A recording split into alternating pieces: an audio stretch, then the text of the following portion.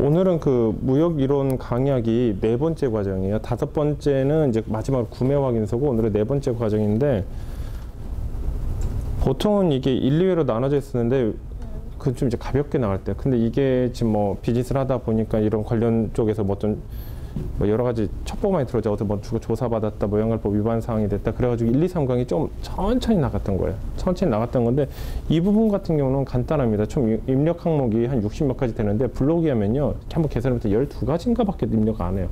아주 간단해. 아주 간단해. 아주 간단하니까 오래하지 마시고 또 오늘은 이제 그 일부러 좀 집중하라고 위에 이렇게 그 백그라운드나 배경을 하나도 안 넣었어요.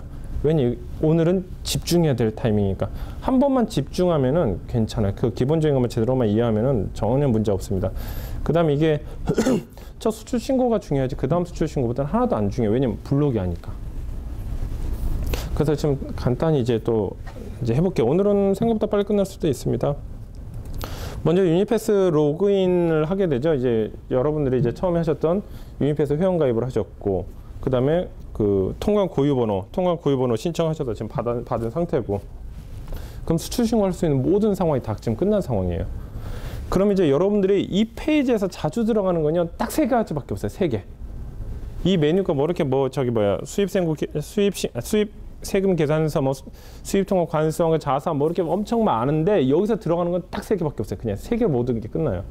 솔직히 심할 경우에는 이 3개 빼놓고는 다 없어져도 저희한테는 업무하는데 어떤 문제도 없어요. 첫 번째 수출 이행 내역. 우리가 그 선적 확인 해야 된다고 얘기하죠. 그러니까 내가 여기서 우체국에다가 면장을 수출 면장을 보내가지고 선적 확인이 다 됐는데 그게 진짜로 됐는지 안 됐는지, 우체국 직원들이 실수했는지 안 했는지.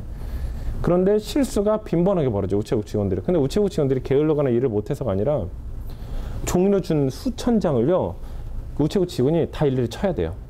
송장 번호, 그 다음에 수출 신고 번호, 상품명 뭐 다 쳐야 돼요. 그러니까 당연히 숫자 하나 틀릴 수 있죠. 당연히. 그렇다 해서 그 우체국 현재 시스템상 그게 잘못 입력되면 검증되는 시스템이 현재 안 돼 있어요. 그래서 수출 신고 잘못되면 그냥 선적관이 잘못되면 잘못된 대로 그냥 끝나요. 그럴 때는 항상 수출 이행 내역에 가서 한번 확인해 봐야 되고요. 이따가 이제 그건 설명해 드릴게요. 이거 자주 안 하셔도 됩니다. 선적 기일이 최초는 30일이잖아요. 그 다음에 한 28일, 7일 정도 되면 관세청에서 바로 전화 와요. 사장님 이거 안 하셨습니다. 이런 식으로. 그렇기 때문에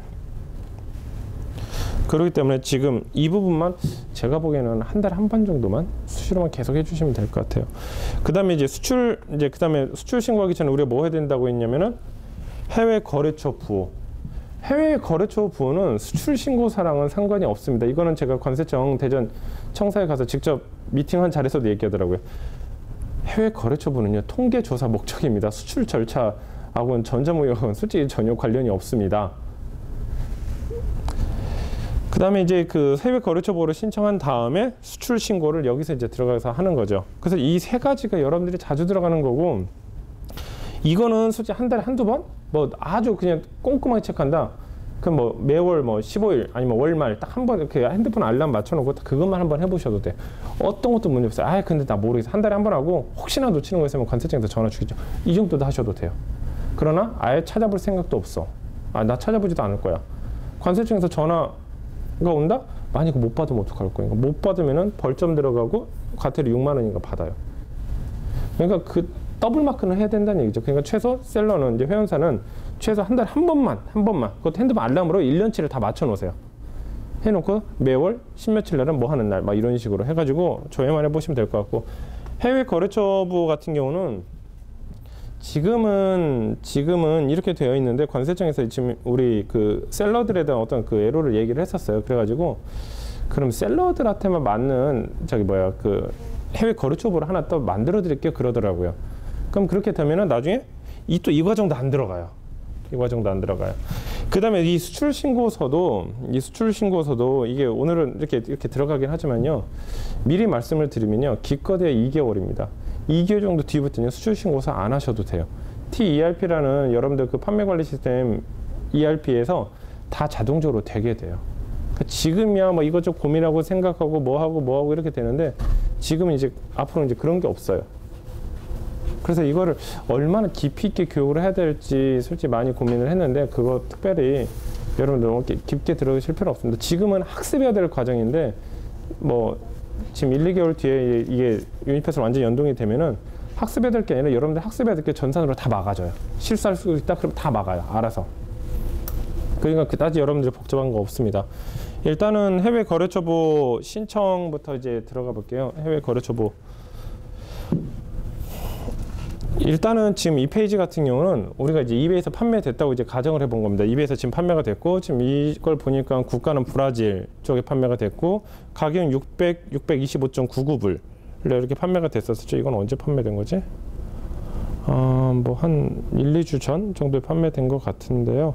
네, 이렇게 이 제품을 이제 우리가 수출 신고를 한번 해볼게요. 어떻게 이제 수출 신고를 하게 되는지. 먼저 이것을 어떻게 해야 된다? 알캡처를 해서 스크린샷을 찍어 놓아야 된다고 그랬죠. 왜냐면 이 스크린샷 가지고 우리가 나중에 인보이스를 써야 되니까 해외 거래처부를 신청할 때. 근데 진짜 주의사항, 관세청에 그 서류 제출 통보가 떠서 관세청에 물건이랑 수출 몇장이랑 인보이스랑 가져갈 때 그 인보이스랑 이 인보이스는 전혀 다른 거예요. 네, 전혀 다른 거예요. 이거는 해외 거래처 발급 때문에 그냥 간편하게 우리 마음대로 그냥 이렇게 편하게 하는 거고요. 근데 그때는 제대로 출력해가지고 내용을 다 넣어야 되겠죠.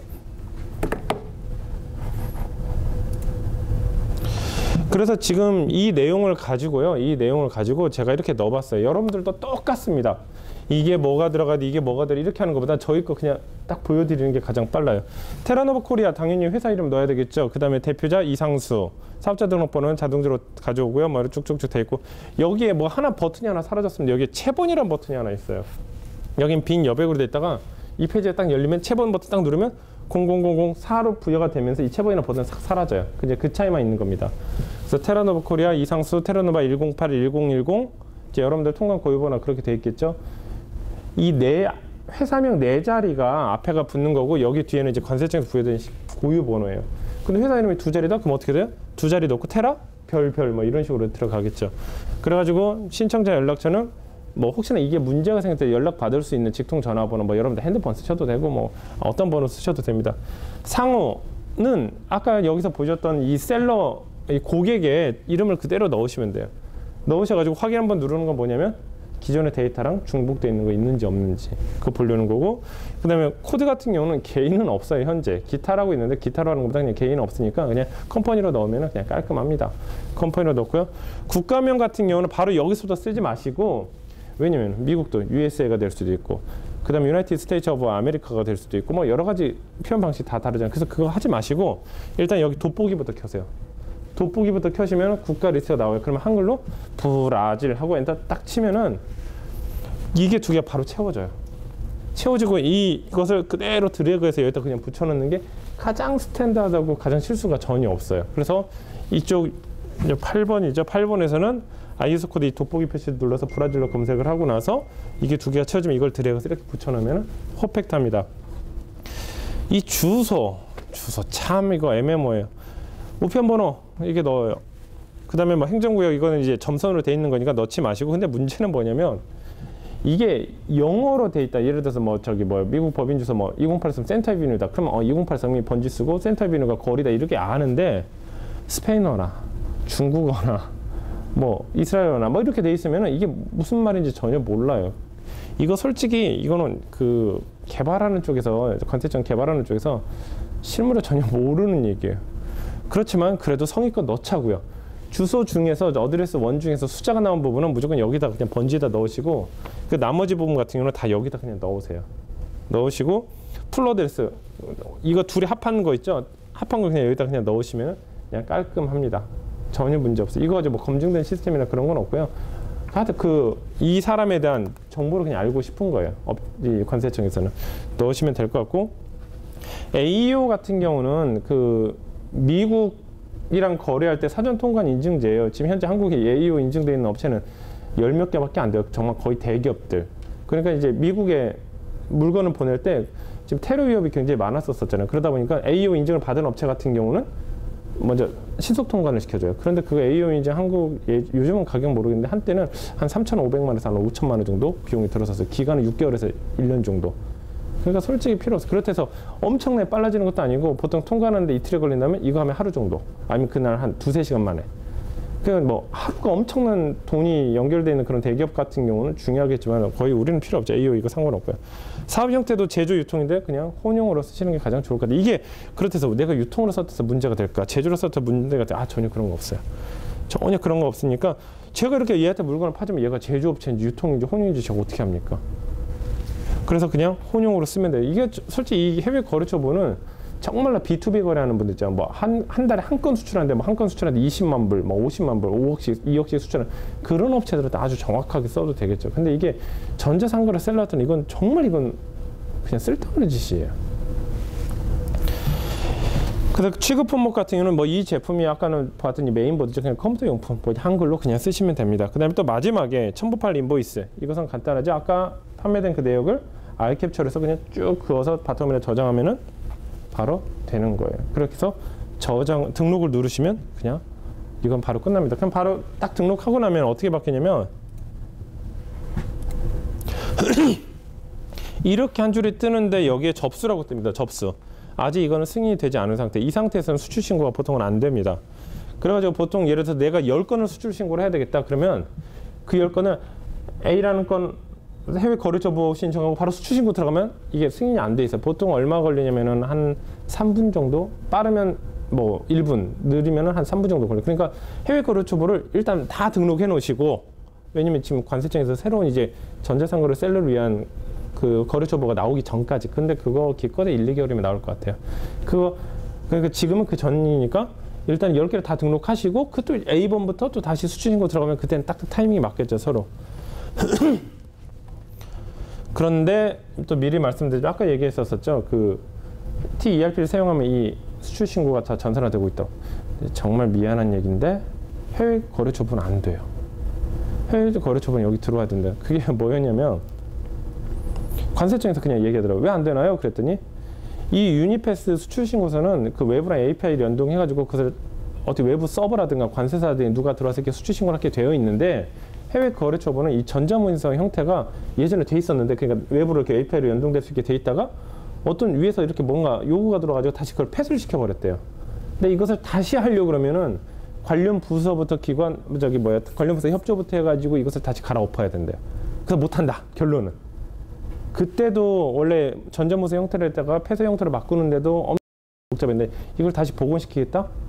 그럼 이제 행정 인력 낭비라 해서 이제 난리가 난다 이거죠. 그래서 솔직히 자신들 이제 공무원 이 체계상 안 됩니다라고 그냥 얘기하더라고요. 자기 싫어서가 아니라 안 될 겁니다. 왜냐면 했다가 안 했다가 또 다시 했다. 그럼 정말 이걸 번복할 수 있는 뭐 이유가 나와야 되는데 그게 안 될 거래요. 설득력이 약할 거래요. 그래서 이것을 그냥 간편 수출 신고할 수 있도록 그 해외 거래처부 특화된 코드를 주겠다는 얘기죠. 그래서 이게 한 3분 정도가 지나게 되면 승인으로 이렇게 바뀝니다. 이때는 수출 신고하면 됩니다. 이때는 수출 신고하면 됩니다. 그러면 끝난 거예요, 그냥 여기서. 그럼 이제 수출 신고하기가 이제 들어가면요. 먼저 그 얘기했었죠. 테라노바 코리아에서는 뭘 제공하냐면요. 판매가에서 이베이, 페이팔 수수료를 제외한 금액을 계산하는 어떤 차트를 하나 만들어 드릴 거예요. 이제 그 차트 가지고 좌측은 상품 판매가액, 그 다음에 우측 같은 경우는 카테고리 딱 선택하면은 정확히 내가 수출 신고를 얼마 해야 되는구나.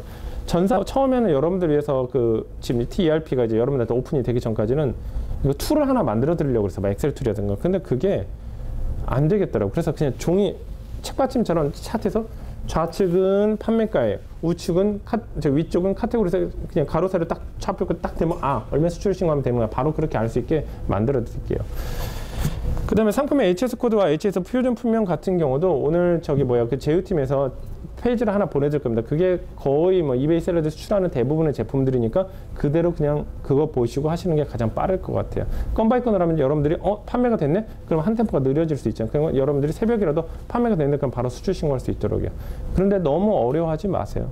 너무 어려워하지 마시고 그 다음에 한 2달? 넉넉하게 2달에서 3달이면 여러분들 이거 내가 이걸 왜 공부했었지? 이런 생각이 들 정도로 필요 없어집니다. 그렇지만 지금 하셔야 돼요.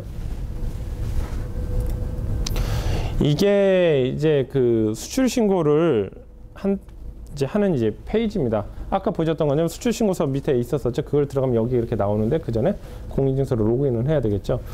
지금 보시면 버튼이 공통사항 1, 공통사항 탭이 공통사항 2, 란사항이 있어요. 근데 뭐든지 그래. 뭐든지 일을 할 때 그냥 이렇게 공통상 뭐거나 란상이 뭐거나 이렇게 외우는 게 아니라 옛날에 그 얘기 있었죠. 그 이베이 불나게 되면 관련사를 뭐 제출하라. 그러면 그게 무조건 외우는 게 아니라 그게 각각 의미가 뭔지.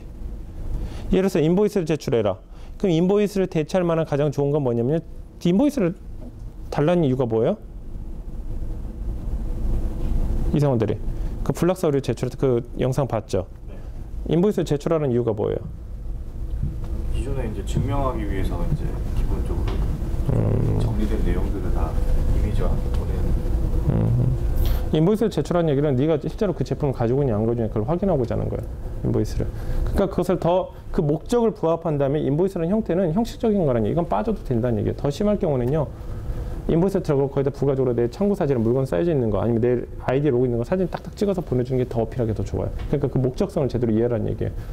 포토 아이디는 말 그대로 이 사람이 실제로 살아있는 사람인지 아닌지를 파악하기 위함이에요. 그러니까 포토 아이디는 주소가 맞냐 안 맞냐 그걸 논할 필요가 있어요 없어요? 전혀 없는 거예요. 전혀. 그러니까 그 목적성을 이해를 해야 된다고요. 그러니까 어떻게 보면 좀 융통적으로 해야 되는데 이것도 마찬가지. 이걸 그냥 무조건 외우는 게 아니라 각 이 뜻을 이해하셔야 돼. 공통상 1, 공통상 2, 란상. 저 이거 솔직히 왜 이렇게 만들었는지 이해가 안 돼. 이거 참 명칭도 참 그런데 일단 순서는요. 뭐 이 뜻부터 말씀드릴게요. 공통사항은 판매자와 구매자와 판매자 정보, 구매자에 대한 정보, 거래하는 방법, 신고하는 어떤 세관, 뭐 결제 방법, 그러니까 아주 표준화된 공통적인 사항들 있잖아요. 그 내용에 대해서만 입력하는 거예요. 근데 생각해보면 우리가 이베이를 수출했다가 갑자기 오프라인으로 무역을 했다가 뭐 이렇게 갑자기 소프트웨어 수출했다가 무채물을 수출했다 이런 식으로 하지 않잖아요. 항상 우리는 그냥 이베이예요. 그래서 이 페이지에서는 우리가 수정하는 건요 2개밖에 안 돼요. 항상 똑같아요. 그러니까 블로그에 하면은 수정하는 건 딱 2군데밖에 없어요. 지금 어디 수정해야 될지는 다음 페이지에서 설명해 드릴 거예요. 그래서 이 내용들이 이렇게 많아 보이죠? 일단은 모르시면 똑같이 적으세요. 똑같이. 대신 회사 테라노바랑 관련되어 있는 것들만 바꿔주시면 됩니다. 하물며 밑에 여기 물품 소재지 같은 경우는 지금 테라노바 물류센터를 통해서 나가기 때문에 이것도 동일해요. 다 동일해요. 다. 그러니까 지금 현재 이 수출화주 수출된 여기만 지금 테라노바로 되어 있죠. 이건 당연히 여러분들 회사 이름으로 내용을 넣으시면 됩니다. 제조자도 그냥 이거 다 미상이에요. 그냥. 그래서 이 내용에서 별로 어려운 건 없습니다. 이 페이지도 아까랑 똑같습니다. 여기 이 뒷부분에 이 내용이 없고 여기에 채본이라는 버튼이 있어요. 그래서 여기 빈 공란인데 채본 딱 누르면은 이게 채워지면서 채본이라는 버튼은 사라집니다. 그렇게 되고 이제 차근차근 더 설명해 드릴게요. 먼저 이 전송 구분은 항상 자동 완성으로 되어 있습니다. 자동 완성으로 되어 있어서 여러분들이 손을 대실 필요가 전혀 없어요. 신규로 하시든 블로그로 하시든 전혀 되지가 않습니다. 그 다음에 신고자, 상호 성명 똑같죠. 회사 이름, 대표자 이름 쓰면 되겠죠. 그런데 여러분들 블로그 하시면요 테라노바 이상수 이렇게 불러와야 되잖아요. 블로그 하면요 이상수가 여기 들어가 있어요. 그랬더니 제가 또 물어봤어요. 이걸 유니패스에서 몇 번 건의를 했는데 안 고쳐주더라고요. 근데 그 관세청 그 미팅 갔을 때 누가 왔냐면 이 유니패스를 직접 개발한 과장이 와 있는 거예요. 4급이. 제가 물어봤어요. 그냥 차 한잔 마시면 이제 본론 다 끝나고 여담인데요. 왜 이거 블로그 하면 자꾸 이쪽으로 들어가요? 그랬더니 그거 어떻게 하셨어요? 그래서 어떻게 하긴 맨날 하니까 그걸 알죠? 그랬더니 그거 저희가 이렇게 데이터베이스 서버 구축할 때 시트를 2개를 만들었는데 저희가 깜빡이고 하나 만들었어요. 근데 지금 만들어놓은 과거 데이터가 너무 많이 쌓여 있어가지고 그걸 못 뒤집어 엎어요. 죄송하지만 그냥 사용해 주세요. 그래서 결론이 뭐냐면 여러분들 블로그 하면 이름이 항상 이쪽에 가 있는데 이거 드래그해서 다시 이쪽으로 좀 옮기셔야 돼요. 어쩔 수 없어요.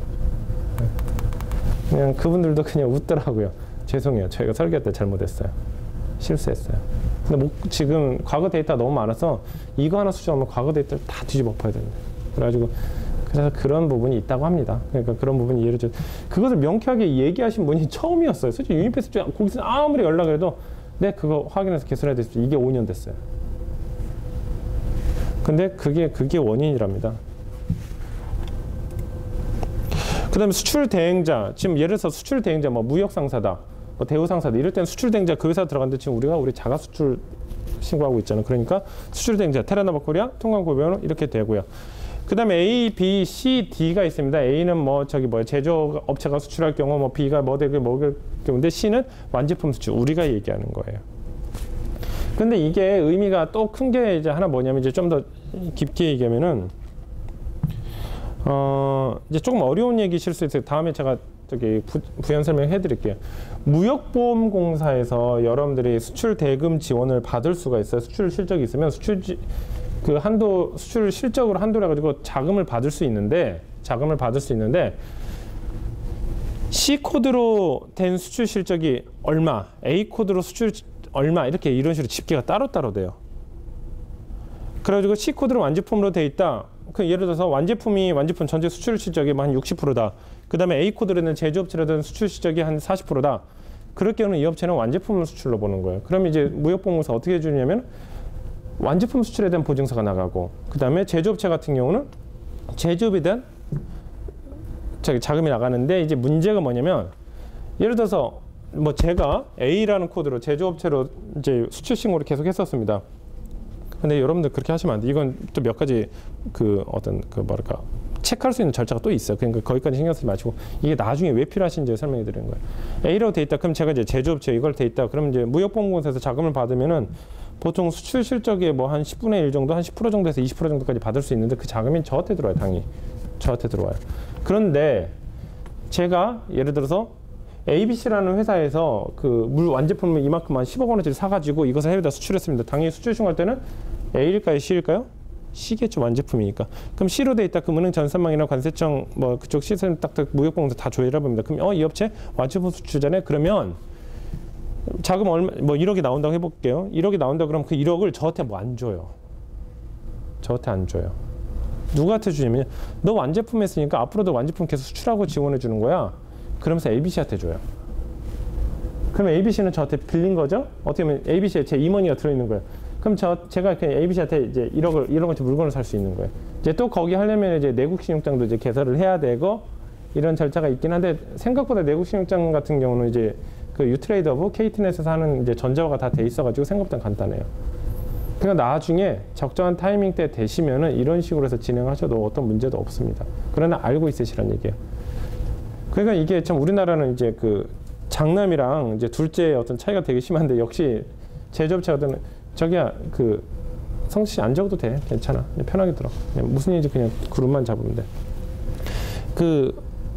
이런 것들도 그러니까 우리나라 수출 국가긴 한데, 제조업체가 수출하는 경우는요 최고 A 클래스로 따져요. 정말로 최고. 여기서부터 시작되는 거예요. 솔직히 이 차별이. 그 다음에 이제 완제품 수출. 그러나 둘 다 수출 기업으로 A 클래스로 봐주는데, 또 거기서 국가별로 또 차이를 둬버리는 거예요. 제조업체 같은 경우. 그래서 그렇게 하면 될 것 같고요. 수출하죠. 일단 물건을 저희 거잖아요. 저희 거니까 저희가 산 거잖아요. 그렇기 때문에 이런 식으로 되죠. 만약에 거래상에서 야 상품 50만 원짜리다. 그럼 내가 커미션 3% 먹을게. 그래서 부가세에서 3%에 대해서 뗀다.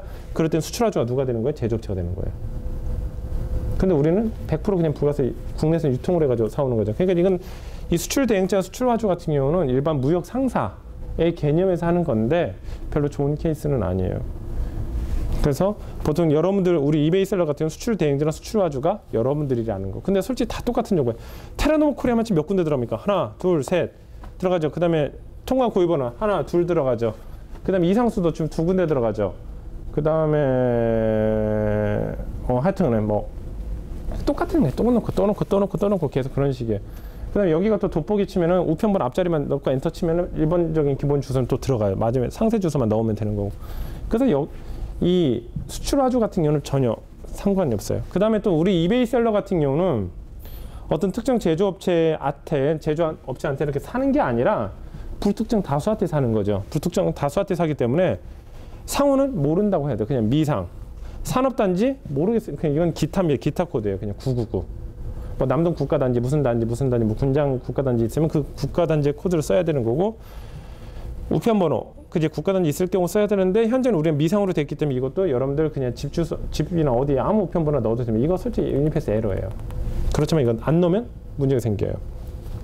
근데 이제 문제가 뭐냐면 통관번호도 모르니까 제조 미상 9999 000 이렇게 돼 있죠. 이렇게 넣었는데 나중에 이것을 이제 어떻게 하게 되냐면요. 예를 들어서 제가 이렇게 불특정 다수 이렇게 사고 있는데 이 업체랑요 완전 전략적인 제휴가 된 거예요. 그래서 이쪽이랑 하는데 해외 구매왕에서뿐만 아니라 뭐 어떤 수출 시장 같은 것도 뭐 같이 제휴를 하고 싶다 그러면 그 상대에 대한 제조업체들이 정보를 구체로 딱 넣어주면요. 전산 데이터베이스 상에서도요. 구매왕에서가 안 날라가도 그 업체가 수출적으로도 쌓여요. 간접 수출적으로. 왜냐면 당연히 여기 회사 이름 넣고 여기 통관 구입을 딱딱 넣었잖아요. 엔터 딱 치는 순간 그쪽도 같이 정립이 되는 거죠. 그렇지만 또 별도 서류 또 떼야 되고 이게 복잡하니까 보통 이거 더블 마크 하는 게 가장 확실해요. 이렇게 해서 관세청에서 무역협회나 그런 데서 조회가 되게 함과 동시에 또 구매형에서 보내가지고 또 은행에서 제출할 수 있게 또 해버리고. 그러니까 더블 마크 되면 이건 완벽하죠. 무슨 말씀인지 아시겠죠? 그래서 그렇게 돼서 사용하면 되는 거고요. 이제 여기가 이제 좀 뭐랄까 이제 관세청도 좀 문제가 있는 게 뭐냐면 해외 거래처 보호라고 하는데 해외 거래처 보호 어떨 때 해외 거래처 보호라고 쓰기도 어떨 때는 구매자 보호라고 쓰기도 해요. 솔직히 용어로 통일을 시켜야 되는데 이거는 관세청에서 문제 있는 거예요. 우리가 전 페이지에서 신청했던 게 해외 거래처 부호입니다. 여기 2줄에 2줄. 그래서 우리가 신고했던 아까 구매자 이름 있죠? 구매자 이름을 돋보기 켠 다음에 검색을 하면 뜰 거예요. 거기서 엔터 클릭만 하면 바로 이거는 한 줄 딱 완성이 됩니다. 그냥 끝이에요. 근데 이게 현행상 이렇게 하는 게 귀찮겠다라고 해가지고 관세청에다가 전화를 하면은 이런 걸 알려줍니다. 그래요? 개인이네요? 그럼 이쪽에서 관세청 직원들은 잘 몰라요. 왜냐면 관세청은 수출 신고하는 사람들이 아니라 승인하는 쪽이니까. 그거요. ZZZ999999라는 코드가 있습니다. 그거 쓰세요라고 얘기를 해요. 그건 이제 기타입니다. 뭐 개인이라든가. 저희도 당연히 그거 고마워하면서 이런 방법이 있었네 정말 고맙습니다로 했어요. 근데 문제는 뭐냐면은 그걸 하면 10건 중에서 3건에서 4건 정도가요. 서류 제출 통보 떠버려요. 무조건. 그냥 계속 관세청 가야 되는 거야. 사업한 지 1년이 됐든 2년이 됐든 3년이 됐든 그냥 무조건 가야 되는 거예요. 생각해보세요. 하루에 10건 수출 신고하면 그중에 3건이 서류 제출 통보돼. 그럼 그 얘기는 뭐냐? 하루에 매일 가야 된다는 얘기예요. 매일매일. 저희도 그랬었어요. 지금 이것도 그렇고 저도 얘기했었어요. 이거 그렇게 뜨는데요. 그랬더니 관세청 시스템 담당자 얘기하더라고요. 그게 왜 뜨냐면요. ZZ99 같은 경우는 몇 프로를 잡으라고 저희가 시스템을 걸어놨어요. 의무적으로. 근데 그거 낮췄는데요. 40%까지 안 될 거고 지금 한 10%까지 낮췄는데요. 일단 걸린다는 얘기잖아요. 네. 그렇게 돼 있어요. 그래가지고 이것을 저희가 이런 이슈 발생했을 때 어떻게 했냐면 저희 이제 대학 선배 중에 하나가 관세사가 있어서 선배님 이거 어떻게 하면 좋을까요? 그랬더니 야 개인이라 할지라도 해외 거래처보 거기서 등록해. 그럼 절대 서류 제출 통보 안 떠. 역시나 그렇게 뜨더라고요. 안 뜨더라고요. 근데 이것도 솔직히 문제 있다는 얘기예요. 왜냐면 지금 현재 이 페이지 모든 것을 전자모형 API로 연동시켜서 할 수가 있는데 얘가 안 되잖아요. 그러니까 이것을 이번에 관세청에 가서 그 개발 담당 부서 통관 기획과 무슨 과장님 다 이렇게 4급, 3급들 이렇게 모여놓고 같이 얘기를 했더니 저건 문제가 있네요. 자기가 봐도 문제가 있네요. 제가 그래서 심할 경우 하루에 수출 신고를 200건씩 해야 되는데 해외 거래처 여기 계신 분들 중에서 200건씩 할 수 있는 사람 누구 있으시냐고. 그랬더니 그럴 수 있네요. 그럼 이거는 전자상거래 업체를 위해서 따로 코드를 하나 만들어 드릴게요. 당연히 수출 신고할 때 전자상거래 업체는 따로 구분할 수 있어요. 당연히요. 이제 또 설명해 드릴게요. 그래서 현재 앞으로 1, 2개월 동안 아니면 길게는 3, 4개월 동안 이렇게 수적으로 입력하셔야 되는데 그래도 해주시고 개선이 되면 개선은 또 발표가 되니까 그렇게 해주시면 될 것 같아요. 근데 이제 이 조금 특이한 게 뭐냐면 구매자 부호가 앞에 BR이라고 써 있죠. 이 구매자 부호의 구성원이 앞에 두 자리는요 국가입니다. 그러면 여기에 US로 시작돼 있으면 어느 나라죠? 미국. BR로 쓰면 브라질인 거예요. 그러니까 당연히 이 신청 페이지에서는 이 구매자 부호랑 여기 됐지만 이건 제가 잘못 만들었는데 뒷페이지는 수정했는데 여기는 이 목적국이랑 같아야 돼요. 그래서 항상 얘랑 같아야 된다. 이건 제가 잘못했습니다. 이건 뒷페이지는 제가 수정돼 있어요. 여기도 BR이 돼야 돼요. 그래서 수출 신고할 때 얘랑 다르면은 안 돼요. 그런데 이게 달랐다고 해가지고 현재 이 관세청 시스템상은 이걸 못 잡고 있어요. 그러나 이거 나중에 적발이 되시잖아요. 이거 나중에 벌금 내실 수도 있어요. 진짜로 심할 경우에는. 이건 공문서입니다. 작성하는 게 여러분일 뿐이지 이것을 잘못 입력했잖아요. 그러면 모든 책임은 여러분들한테 있어요. 그래가지고 이것을 수출 신고할 때 공인인증서가 반드시 필요한 이유가 그거예요. 이 아이디만 알고 다른 사람들이 좀 몰라요? 아이디가 유출이 돼가지고 누가 장난쳤나 봐. 이렇게 얘기하는 거 막기 위해서 공인인증서가 들어가는 거예요. 그래서 실제 한국 셀러가 이렇게 수출 신고를 잘못해가지고 뭘 잘못했냐? 선 수출 신고 후 발송이죠. 그게 기본 원칙이죠. 그분이 좀 했었어요. 근데 너무 하루하루 벅찬 거예요. 왜냐면 상품 페이지 만들어야죠. CS 해야 되죠. 상품 매입 주문해야죠. 수출 신고까지 해야 되죠. 야, 그럼 한 건 정도 해보자. 월요일에 발송한 거를 일요일날 수출 신고를 한번 해본 거예요. 정상적으로 승인이 된 거예요. 이제 그 뒤로 이제 주구장창 거의 한 5천 건 가까이를 그렇게 한 거예요. 그런데 이제 거기서도 안 걸렸었어요. 그렇게 한 6개월에서 1년 정도 지났는데 그분이 아까 얘기했던 선적기 그거 있죠. 그것을 잘못한 거예요. 그러니까 한 달이 넘어가게 돼서 벌금을 내게 된 거예요. 그러니까 그쪽에서 이제 그 관세청 직원이 조사를 하면서 그러면 받을 테니까 우체국 영수증 한번 보내주세요. 우체국 영수증 이제 보내준 거죠. 왜냐면 그거 가끔 봐주기도 해요. 받았더니 수출신고 날짜가 더 뒤인 거예요. 그래서 잘못됐는데요? 하니까 이 셀러가 아니 맞아요. 제가 수출신고만 늦게 한 거예요. 혼자 자기 스스로 그렇게 얘기해버린 거예요. 벌써 송장번호까지 다 등록돼 있으니까 뭐 빼고도 박도 못해요. 이 사람 뭐지? 그래서 딱 조회를 해봤더니 5천 건이 적발이 된 거예요. 5천 건이. 5천 건이면 얼마냐면요. 현재 한번 계산해 볼까요? 아휴, 너무 많아서 모르겠다. 한 건당 벌금이 400만 원이에요. 400, 5천. 어휴, 이거 얼마야?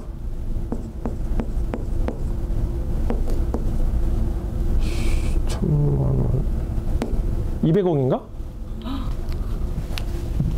200억이 이거 되니까 이거 200억 부과시키면 될까 안 될까요? 매출해봤더니 10억밖에 안 되는데. 그 다음에 또 봤더니 의도도 악의적인 의도도 없는 거예요. 그러니까 이게 한두 건이 그렇게 됐을 때 관세청에서 이걸 잡았어야 되잖아요. 원래 솔직히 불시에도 해야 되는데 본인들도 문제가 생기는 거예요. 그 본인들도 소름이 끼치는 거예요. 소름이. 이걸 어떡하지? 삼성 같은 대기업도 200억 안 내는데. 그러니까 이제 어떤 상황이 벌어지냐면 이거 잘못했다간 자신들도 처벌받을 징계를 받을 수 있다는 걸 아니까 어떻게 했냐면 이 관세청 직원이 관련 법률을 다 뒤져보는 거예요. 이 사람 최대한 봐주려고. 그랬더니 우체국 규정에 이런 게 있습니다.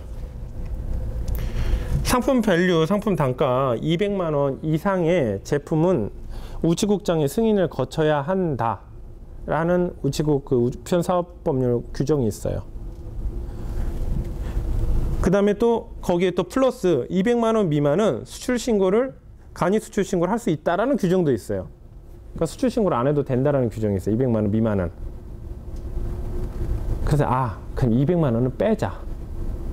그래서 또 거기서 200만 원 다 골라내는 거야. 한 5천 장 중에서. 했더니 정말 이만큼 쌓여있어. 이만큼. 제가 왜 아냐면요. 저보고 공범이라고 저보고 들어오래요. 그래가지고 저는 교육 제대로 했고요. 그 다음에 같이 교육받았던 분들 같이 참고인 조사하세요. 한치라도 문제 있으면 제가 다 처벌 받을 텐데 그거에 문제 있으면 저한테 얘기하세요. 또 사장님한테 왜 그러셨냐 했더니 얘기했죠. 술술. 제가요 귀찮아가지고. 그래서 나중에는 초반에는 공범, 나중엔 참고인, 나중에 사과 받고 왔어요. 그 다음에 나올 때 그랬어요. 한 번만 다시 부르면 변호사 불러가지고 당신들 다 같이 고소할 테니까 이런 식으로 진행하지 말라고. 그래서 그 뒤로는 죄송하다고 나중에 저희 우체국 온 적이 있었어요. 제가 우체국 있을 때 우체국 조사하러 나왔더라고요. 우체국 직원들. 근데 저희한테 사무실에 와가지고 음료수 하나 놓고 갔어요. 죄송하다고. 그래서 다시 원점으로 들어오면 그래가지고 했는데 그 200만 원 미만 규정 그렇게 적용하고 뭐 적용해가지고 몇 건이 남았냐면 21건이 남았어요. 21건. 200만 원 미만이 21건이 있었어요. 그러니까 뭐 그때 팔았던 게 오화제, 박명수 선전의 오화제 대머리 치료기, 그 다음에 삼성 OLED TV가 2000년도에요. 그 23인치인가 작은 거에 300만 원씩 판 거 있었어요. 그러니까 약간 프로토타입으로 테스트 모델로 그거 팔았던 거. 그거 했던 게 21건이 나왔는데 그러니까 얼마 전에 21건 곱하기 400만 하면 8,400만 원이 나왔어요. 근데 이 관세청 직원들도 들어보니까 이거 너무 장난 아닌 거예요. 왜냐면 이 사람이 절대 악의적인 의도가 없는 거예요. 정말 몰라서 그런 거예요. 몰라서. 그 사법조사관이 다 조사합니다. 지금부터 얘기하는 법적인 뭐 어떤 그런 게 뭐 책임을 져야 되고 뭐 이런 거 있죠. 다 지장 찍고. 그렇게 해가지고 했는데 또 관련 규정에서 또 찾아가지고 조사에 성실하게 임했다. 라고 하면 또 50% 감경할 수 있는 그게 권한도 있어요. 그래서 결론은 얼마 받았냐면 4,200만 원 벌금 냈어요. 진짜로. 정확히 언제였었냐면 2012년도 1월 달이에요. 남 얘기가 아닙니다. 남 얘기가 아니에요. 여러분들 얘기일 수도 있어요. 왜냐면 이게 어떤 그 관련 법률에 뭐 여러 가지 법률 조항이 다 위반이었는데 그 중에 가장 첫 번째가 뭐냐면요. 밀수예요. 밀수. 밀수출. 아무리 수출은 저희가 커트를 안 하지만 물건 보내고 나서 수출 신고해버리면 이미 늦어도 이건 밀수란 얘기예요. 그러니까 밀수범이에요. 밀수범 처벌이에요. 밀수범 처벌. 그러면 안 돼요. 그러면 절대로.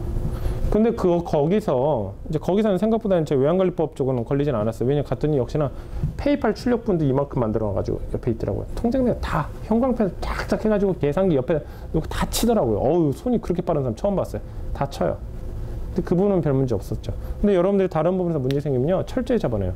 그렇다고 그 관세청 그 사법조사관이 그분한테 페이팔 입금 내역 주세요 그랬을 것 같아. 절대 그렇게 안 해요. 왜냐면 그거 증거 조작할 수 있는데. 자신들이 계좌 인출, 계좌 조사권을 받아가지고 영장 받아가지고 바로 그냥 다 긁어버리는 거예요. 그러니까 걸리면은 빼도 박도 못해요. 그냥 100% 현행범이에요. 근데 이 관세청 이 자료 같은 관세청 국세청 자료는 최고 5년입니다. 어떤 내가 오늘 범죄를 저질렀다? 5년 뒤에만 지나면 돼요. 그럼 5년 동안은 발 뻗고 못 자요. 절대로. 그 다음에 국세법은 저번에 얘기했던 것처럼 처벌 받아봤자 1%예요. 자진신고하면 0.5%예요. 이건요, 외환관리법은 100%예요. 그냥 매출 전체가 100%예요. 그 다음에 수출신고서, 이거 건당 400이에요. 건당 400. 이건 관세청 직원들도 놀라서 관련 법규 자기네들이 찾아서 주더라고요. 자기네들이 찾아서. 얼굴이 새하얘지더라고요. 왜냐면 자기들도 징계 받거든요. 이런 상황이 될 때까지 너희들은 뭐 했냐. 그래서 이런 게 굉장히 중요합니다. 그 다음에 세관과, 이제 관할세관. 여러분들 이 세관과 같은 경우는 이제 보세요. 세관과는 사업자 처음에 이제 통관 구입번호 신청과 아이디 할 때는 여러분들 이제 사업자에 있는 주소지를 하는 거예요. 왜냐면 직접 가야 될 줄 모르니까. 근데 이제 그거는 자기 사업자 등록지 상에 있는 주소를 하는 거고, 물건을 보낼 때는 이제 물건 문제 있네요. 물건 한번 가져와봐서 이렇게 해야 되니까 사업장 주소지랑 물류센터랑 같이 있는 경우도 많지만 떨어지는 경우 있죠. 그래서 부산에 있는 업체가 부산 세관을 이렇게 다 이렇게 유니패스도 가입하고 했어요. 근데 물건은 인천공항에 있어요. 그럼 이것을 이 수출 신고를 담당하는 관세청이 부산 세관이라고 하면 어떻게 물건을 다시 택배로 보내야 되는 거예요? 그럼 말이 안 되잖아요. 전혀. 뭐 삼성전자 예를 들어서 기흥에 있다고 하면 삼성전자가 부산항에 그럼 그 물건을 다시 그러면 기흥으로 가져오면 안 되는 거잖아요. 그래가지고 관세청이 주로 그래서 어디 있는 거냐면 전국 각지역에 있는 게 아니라 보통 항구도시 쪽에 있는 거예요. 공항이나. 그러니까 여기서 세관과 담당 세관과는 자기 사업자 주소지에 있는 과가 아니라 처음에 이제 우리 아이디 가입할 때 회원 가입할 때 그게 아니라 물건이 있는데. 그러니까 당연히 물건이 EMS 지금 물렸으니까 02015 똑같습니다. 이게 뭐냐면 여기 돋보기를 켜시면 인천 세관인지 구로 세관인지 파주 세관인지 그 다음에 15번 같은 경우는 거기서 무슨 과를 담당하는지. 이래서 보통 작은 관세청 같은 경우는 통관지원과예요. 그 다음에 조금 큰 데서는 통관지원 1과, 2과 따로 있고, 영종도 같은 데는 자유무역지역과라는 데가 있어요. 이제 거기서 관할을 해요. 근데 그런 게 아주 특별한 얘기예요. 근데 현재는 여기 송도에 있으니까 여기는 02015로 넣으면 되고요. 신고 구문에 여기는 H라고 되어 있습니다. 이거 J는 무슨 뜻일까? 그럼 J라고 한번 넣어보시면 옆에 떠요. 그냥 뭔지. 현재는 H는 뭐냐면 페이퍼리스, 그러니까 종이 없는 수출 신고. 옛날에 한 20, 30년 전에 그 관세사들이 다 그 워드 출력해가지고 도장 찍어가지고 관세청에 가서 다시 뭐 영수필 뭐 찍고 그랬는데 지금 그런 거 아니란 얘기. H만 넣으면 됩니다. 여러분들 항상 동일합니다. 여러분들 죽을 때까지 유니패스를 통해서 수출 신고를 하든 전자로 수출 신고를 하든 항상 H예요. 변화될 일이 없습니다. 거래 구분 같은 경우가 굉장히 중요한 파트예요. 거래 구분이 굉장히 중요한 파트예요. 거래 구분이. 이 거래 구분은요, 직거래했냐, 무슨 거래했냐인데 이게 우리나라 우리 그 이베이 셀러들을 일반 수출 기업들이랑 딱 분리를 시켜주는 기준입니다. 저희 15번이 뭐냐면 전자상거래에 의한 수출이에요. 그래서 이게 어떤 혜택이 있냐? 현재 유니패스는 이 홈페이지는 관세청에서 만들어졌습니다. 관세청에서 만들어졌는데 이 관세청에서 만들어진 홈페이지만 있는 게 아니라 각 웹사이트 이렇게 다 연동이 됐죠. 뭐 유트레이더부, 관세청, 그다음에 뭐 한진해운이라든가 대한항공이라든가 각종 물류회사, 그다음에 각국의 관세청이라든가 국세청이라든가 이런 게 다 연결이 돼 있어요. 이걸 무역 인프라망이라고 그러죠. 무역 인프라망이라고 그러는데 그 무역 인프라망은 관세청에서 만든 게 아닙니다. 보세요. 아까 말씀드렸죠. 이 각각의 웹사이트들이 국세청이랑도 연결되고 관세청이랑도 연결돼 있고 뭐 한진해운이라든가 대한항공이나 아시아나항공이라든가 그런 게 모든 게 다 연결이 돼 있어요. 모든 게 다. 하물 우체국까지도 연결돼 있어요. 국가망 다. 하물 조달청, 통계청이라든가 관세무역평가원이라든가 다 연결돼 있어요. 그것을 관세청이 할 수 있을까요? 지금 벌써 여기만 봐도 사기업이 연결돼 있죠. 그다음에 각종 국세청이라든가 그때 우정사법부 정보통신부 요즘 창조경제 뭐야? 그쪽으로 다 연결돼 있죠. 다 연결돼 있는데 그것을 어떻게 관세청에서 합니까? 그래서 이것을 이렇게 만들겠다. 공익적인 목적을 가진 별도 회사를 만들자. 해가지고 어디서 만들까? 봤더니 무역협회가 있네. 무역협회 지분의 상당수를 정부에서 가지고 있어요. 그래서 무역협회 회장은 항상 정부에서 산자부 출신 장관이 그쪽으로 가요. 그래서 협회는 이제 그 비영리 법인이다 보니까 사업을 할 수가 없습니다. 회비 받는 거 외에는. 그래서 그 사업을 어떻게 하냐? 산하 영리 기관을 만들어놔요. KT넷이라는 회사를 만듭니다. 그래서 KT넷에서 모든 수출 관련된 어떤 인프라를 그렇게 구축을 하고 일반 기업들한테 돈을 받는 거예요. 근데 그 중에서도 우리 쪽에 좀 초점을 맞춘 이제 브랜드가 유트레이드 허브입니다. 유트레이드 허브. 유트레이드 허브는 서비스하는 브랜드이고 우리로 얘기하면은 EMS24란 브랜드 유트레이드 허브인 거고요. 그걸 운영하는 회사는 KT넷, 그러니까 테라노브코리아 이런 식인 거예요. 그래서 걔네가 그렇게 만들어 놓으니까 지금 보세요. 영리 기관에서 이 무역 EDI망을 이제 무역 인프라망을 구축한다고 했었죠. 그래가지고 수출 신고를 할 때요, 걔네가요 돈을 받아요. 여러분들한테, 회원사들한테 얼마씩 받냐면 1,300원씩 받아요. 1,300원씩 건당 1,300원 절대 무시할 거 아닙니다. 절대로. 관세사들은 건당 10,000원에서 30,000원 정도 수수료 받으니까 1,300원 줘도 어떠고도 아깝지 않아요. 기업들 같은 경우 한 달에 수출 신고해봤자 기껏해 2-3건이에요. 뭐 10억짜리, 20억짜리 이런 거 되는 거예요. 그 이게 어떤 이슈도 없었어요. 어떤 이슈도 없었고 내려가도 그냥 순순히 잘 내고 뭐 1,300원이 돈도 아니니까 전혀 문제가 없었는데 2008년도 이제 저희가 수출 신고를 하면서 이제 화두가 되기 시작하는 거예요. 고지서가 날라오죠. 뭐 한 달에 뭐 1,000건 한다 그러면 뭐 1,300원씩만 하면 얼마입니까? 130만 원이에요. 한 달에 1,000건만 하면요.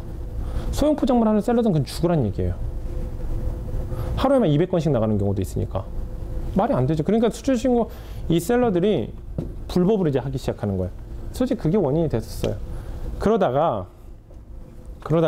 어떻게 이제 들어갔는지 모르겠는데 이제 국회의원 한 명이 KT넷 이제 무역협회 이제 대정부 감사를 하면서 그때 관세청이랑 같이 했었나? 아마 그래가지고 야 니네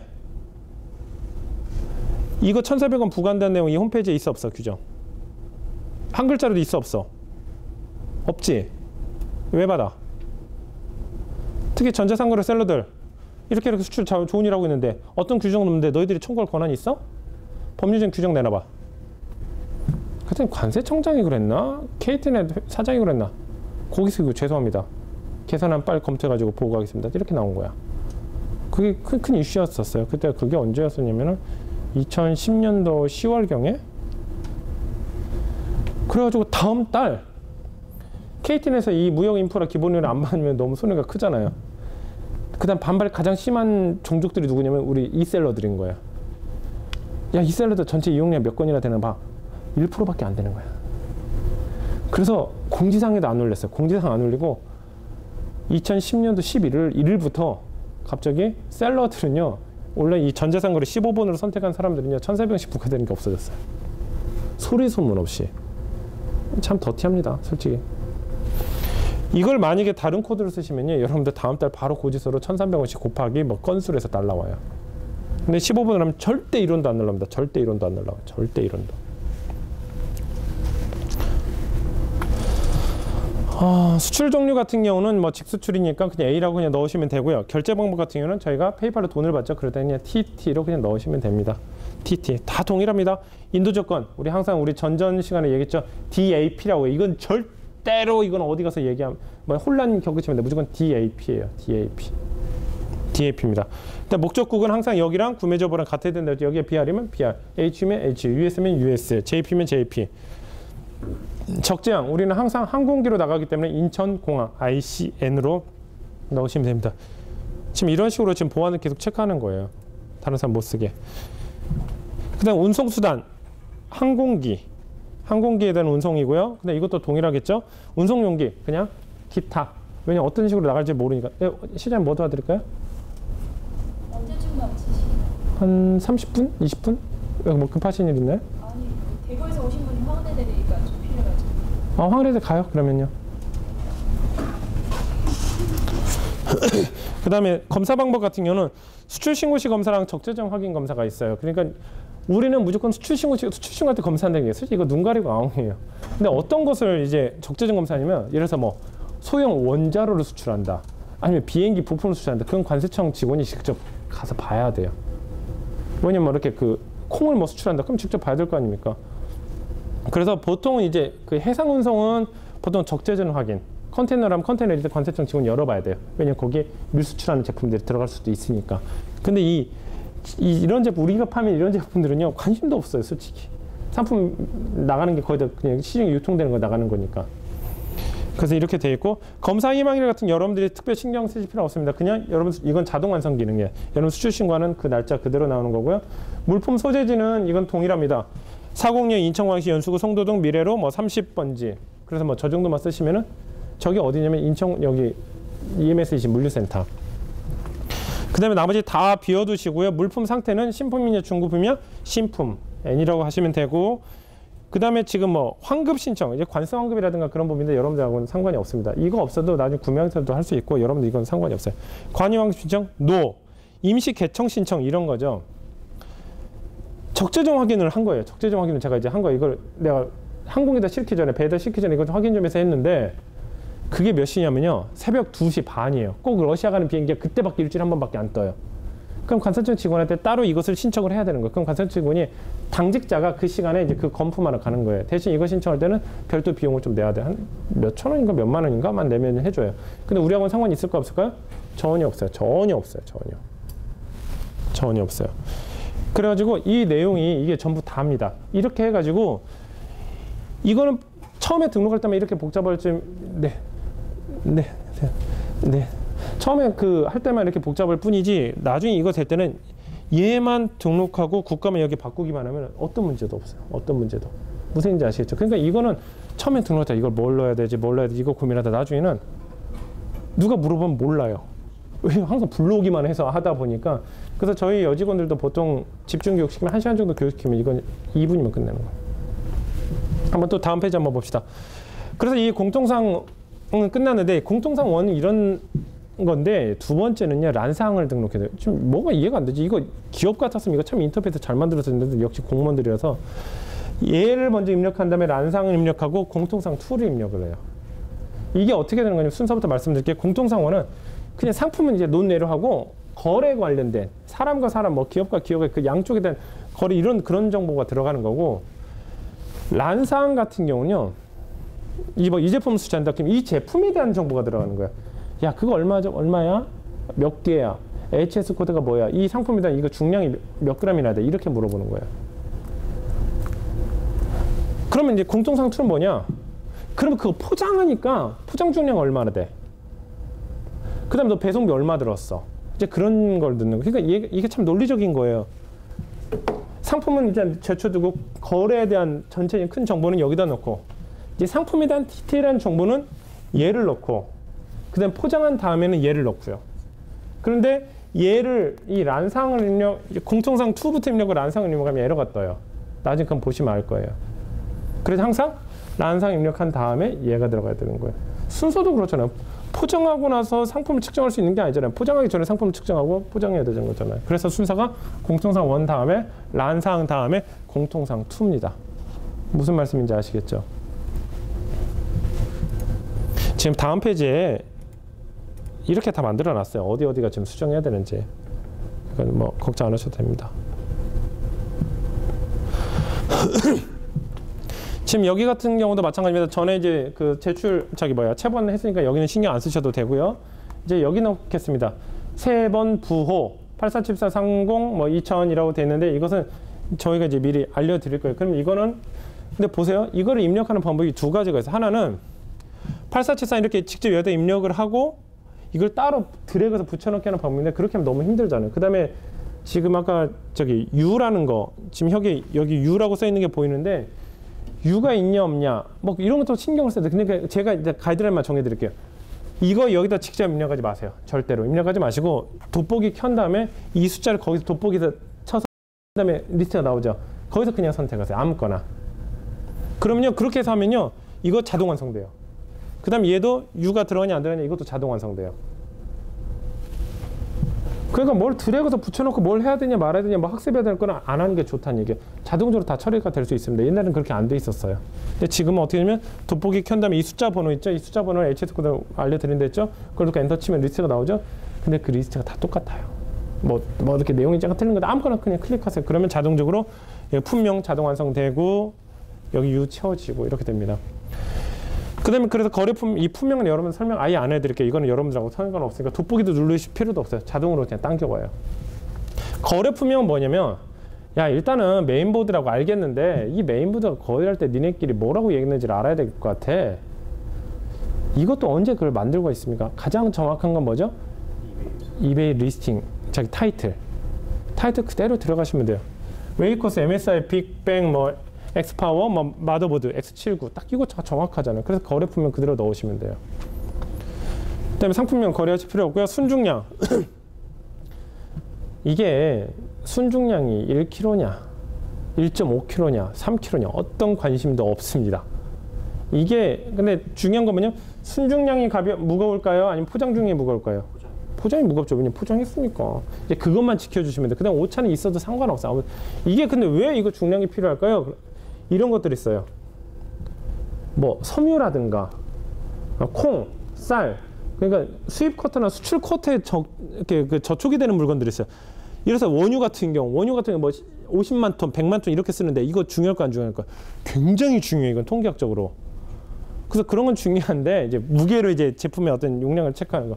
근데 이런 그 소비자 제품 같은 경우는 무게는 전혀 관심도 없습니다. 전혀 관심도 없어요. 그렇다 해서 실제로 한 10kg인데 0.5kg 이렇게 쓰면 될까요? 이거는 너무 오버, 이건 너무 실수하는 거고. 그래서 1kg 정도로 하시면 되고요. 신고금액 KRW 돼 있는데 절대로 쓰지 마세요. 이건 절대 여기서 쓰시면 안 돼요. 왜냐하면 관세청에서는 우리가 몇 달러 수출했다 하더라도요. 이것을 환율을 다시 적용을 합니다. 관세청에서 은행에서 하는 매매 기준율이 아니라 관세청의 고시환율이라는 게 있어요. 왜냐면 보세요. 이 원을 계산해서 하면 이게 달러가 뭐가 적용이 되는지 그걸 어떻게 알아요? 그 다음에 우리나라 매매 기준율 같은 경우 하루에만요 수십 번이 바뀌어요. 낮에만 바뀌는 게 아니라 새벽에도요 해외 외환 시간 계속 돌아요. 그러니까 한국 시간 아침 9시부터 거의 저녁 토요일 새벽까지는요 외환 시간이 계속 돌아요. 환율만 한 번만 바뀌었습니까? 수천 번이 바뀌죠. 근데 그걸 가지고 어느 특정 시점에 그렇게 보면 수출 신고하는 시점에 따라서 통계차가 달라지겠네요. 아침 9시에 수출 신고한 거랑 오후 5시에 수출 신고랑 달라지겠죠. 그래서 그걸 어떻게 보정을 하냐면 매주 금요일 날에는요 관세청에서 고시 환율이라는 걸 발표를 해요.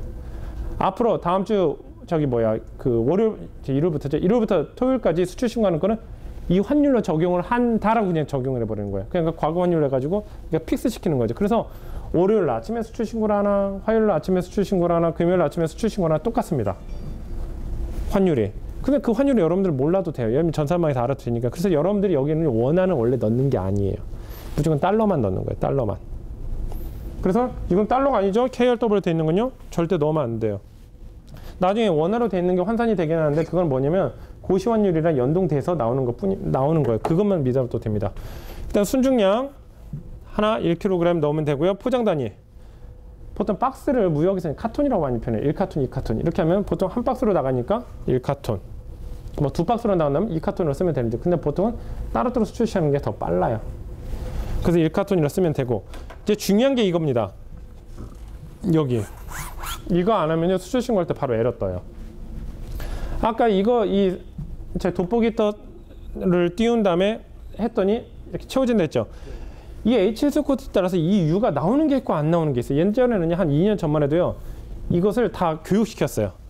이 HS 코드는 U가 붙습니다. 이 HS 코드는 U가 안 붙습니다. 이거 U가 있는 것인데 안 넣으면 에러 생기고요. 안 넣어야 되는 건데 U가 들어가면 또 에러가 생겨요. 수출 신고할 때 바로 경고장터에서 승인이 안 됩니다. 했는데 지금은 이거 다 해결됐어요. HS 코드만 치고 엔터 치면 바로 여기 U가 자동으로 뜹니다. 그래서 U가 뜰 때는 앞에다 2를 넣어주시고 점선임에도 불구하고 2를 넣어주셔야 되고요. U가 안 뜰 경우에는 안 넣으셔도 돼요. 그냥 무시하셔도 돼요. 이거 솔직히 관세청 직원들이 왜 자기도 왜 이런지 모르겠대요.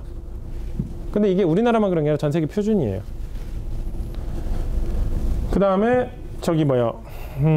저거는 이제 이건 자동 여부고요. 원산지 지금 이 제품 MSI라는 제품이라서 이건 원산지를 타이완이라 돼 있는데요. 이건 솔직히 말씀을 드릴게요. 이건 이제 실무적으로 얘기입니다. 원산지 모르시겠으면요 그냥 KR로 넣으셔도 돼요. 왜 그러냐면 이런 거예요. 이 원산지가 언제가 필요하냐면 뭐 두 가지가 있습니다. 하나는 이게 나중에 반송이 됐을 때 수입 신고를 해야 되잖아요. 그때 그걸 보려는 것도 있고, 또 하나는 나중에 이제 그 원산지 증명서 발급받을 때 이제 그럴 때도 필요한데 생각해보세요. 여러분들 3D 안경이 삼성 거 2개가 있어요. 하나는 3만 원짜리가 15,000원짜리가 있어요. 그 원산지 어딘지 알아요? 몰라요.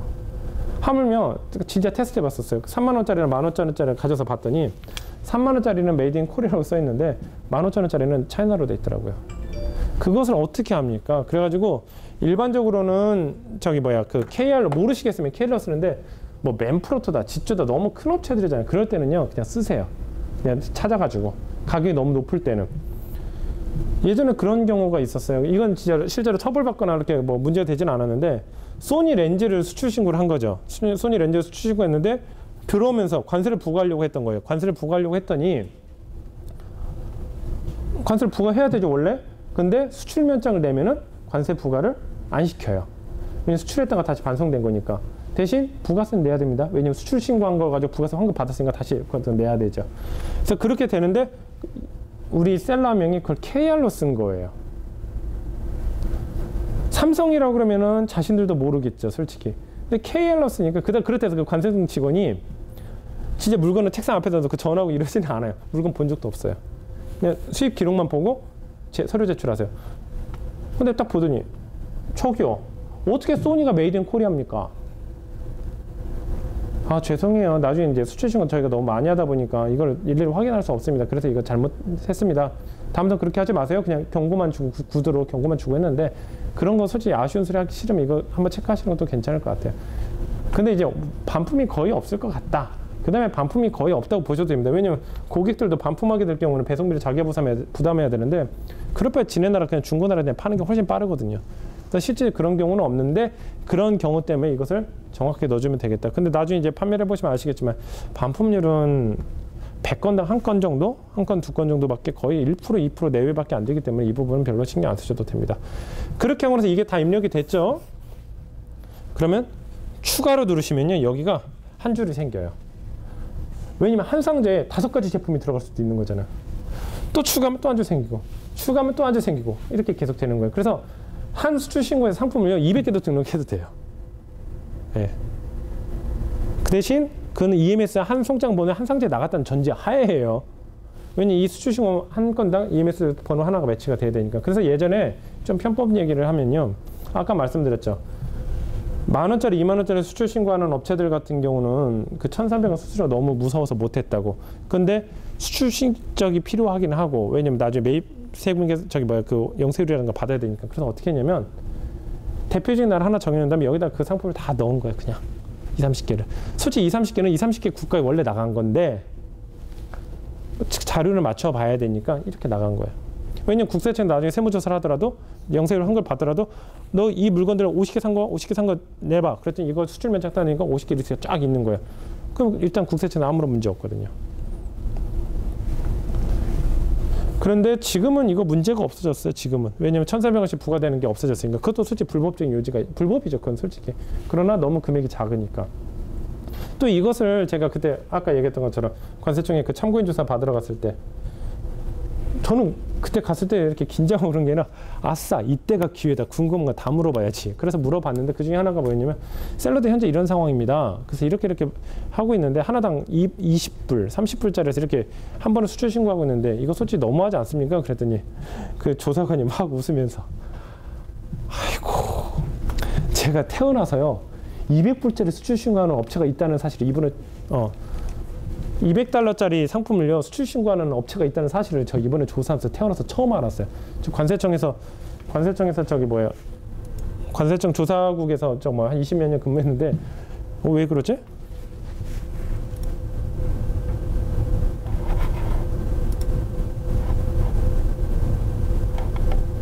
관세청 조사국에서 20년 정도 근무했는데 우와 20만 원짜리 수출 신고를 하는구나 처음 알았대요. 그러니까 자기네 알게는 뭐 5만 불짜리, 5천만 원짜리, 1억짜리, 2억짜리 이런 거만 수출 신고하는 것만 알고 있다가 뭐 이런 걸 수출 신고하나? 현재 법률 규정사에도 200달러 미만, 200만 원 미만 수출 신고 안 해도 된다요. 대신 단점이죠. 200만 원 미만 수출 신고 안 하면 영세 혜택 못 받게 되죠. 나중에 구매하기서 발급 못 하죠. 여러 가지 혜택이 많아요. 그다음에 대통령 표창도 못 받고. 그 예전 법률 기준으로 돼 있는 거예요. 그러니까 제조업체에서 가끔 샘플로 나가는 것들 있죠.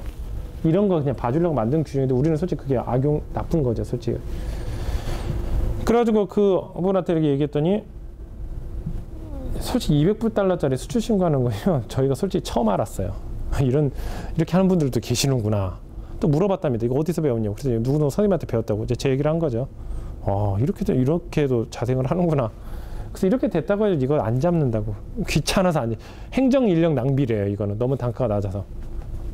그렇지만은 항상 회사는요 지금 그 당시가 편하냐 안 편하냐가 중요한 게 아니라 나중에 회사 적당히 키운 상태에서 그때 원래 뭐든지 회사가 큰 상태에서 조사 나와요. 국세청도 마찬가지예요. 매출액이 갑자기 커질 때 조사가 나오는 거예요. 왜 꺼졌나요? 됐죠? 제대로 되죠? 그래가지고 이것을 한 다음에 여기서 끝나는 되는 게 아니라 이 상품 하나하나에 이제 상세 규격을 넣어줘야 됩니다. 아까 얘기했죠? 상품의 가격이라든가 예를 들어서 연필 한 다스 샀다. 그럼 연필 한 다스 한 박스에 들어있는데 연필 안에 몇 개가 들어있는지 한 다스는 몇 개가 들어있죠? 12개 들어있지. 그런 걸 넣어줘야 돼요. 그래서 이것을 선택을 한 다음에 여기 보시면 모델 및 규격이라는 게 있습니다. 이것을 클릭을 딱 하는 거죠. 클릭을 하면은 이렇게 떠요. 이렇게 뜨는데 또 여기 규격에다가는 뭐 이렇게 복잡하게 생각하지 마세요. 그냥 타이틀 그냥 그대로 붙여 넣으세요. 가장 정확합니다. 가장 정확해요. 넣으시고 단위 수량 여기서 유랑 이 유랑 여기서 유랑은 전혀 다른 유예요.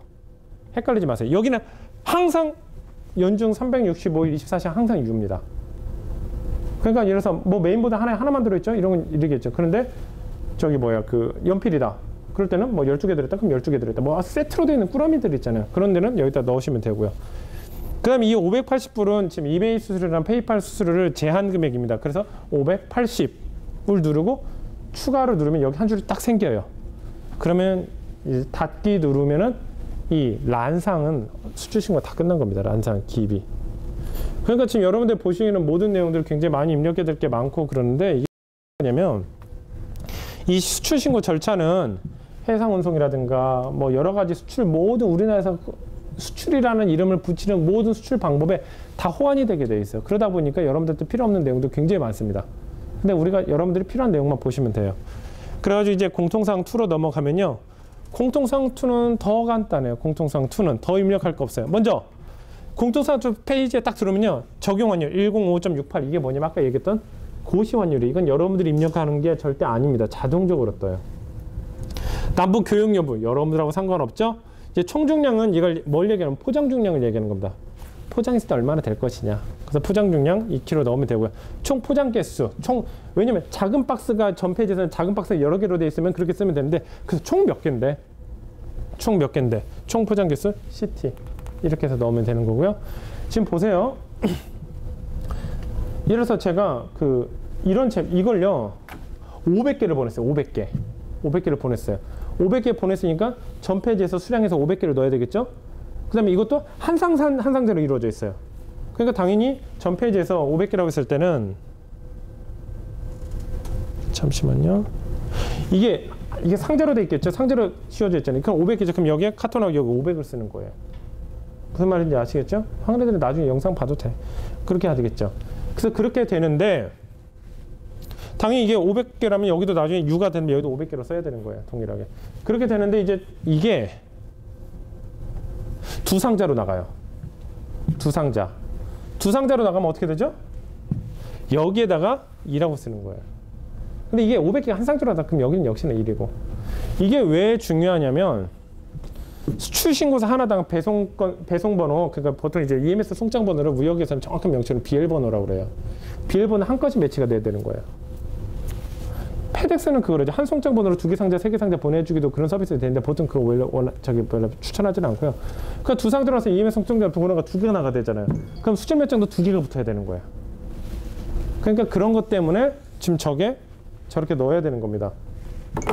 그렇게 해가지고 이제 넣고 그 다음에 여기까지 이제 넣었죠. 105점 이거 됐죠. 그러면 이 580불은 또 입력하냐? 아니요. 전 페이지에서 입력한 거 그대로 가져와요.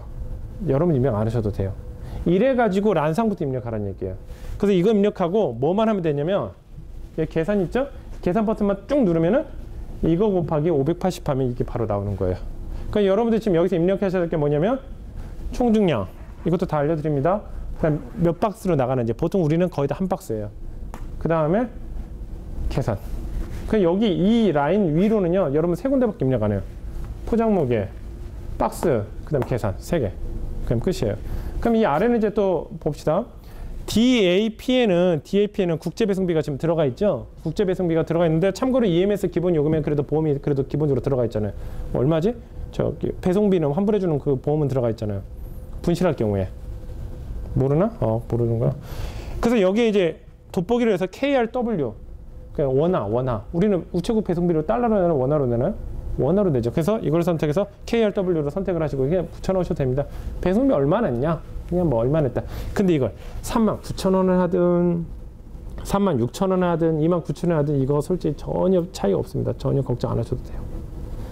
왜냐면 얘기했죠.